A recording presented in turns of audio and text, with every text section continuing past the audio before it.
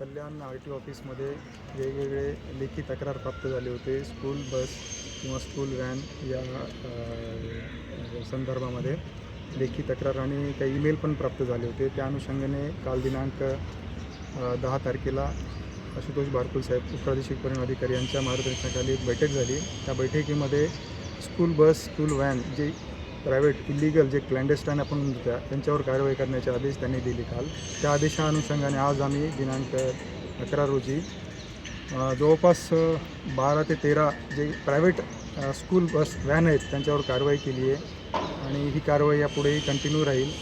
तर लोकांनी पालकांनीसुद्धा आपले जे काही पाल्य आहे स्कूलमध्ये पाठवणार आहेत त्यांनीसुद्धा योग्य नियमा बसणारे जे स्कूल व्हॅन स्कूल बस आहेत त्या बसमधूनच आपल्या पाल्यांना पाठवण्याची सोय करावी आहे. कुठल्याही प्रायव्हेट वाहनांमधून त्यांनी आपल्या मुलांना शाळेत पाठवू नये हे पालकांनीसुद्धा खबरदारी घेणे गरजेचं आहे. स्कूल व्हॅन स्कूल बससाठी नियमावली 2011मध्येच नियम झालेली आहे.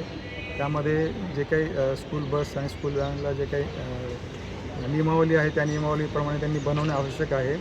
त्यानंतर त्यांना एक परमिट मिळतो आहे स्कूल बस स्कूल व्हॅन ती शाळेतल्या विद्यार्थ्यांना घेऊन जाण्यासाठी. शासनाने त्यांना टॅक्सेशनमध्ये पण सूट दिलेली आहे.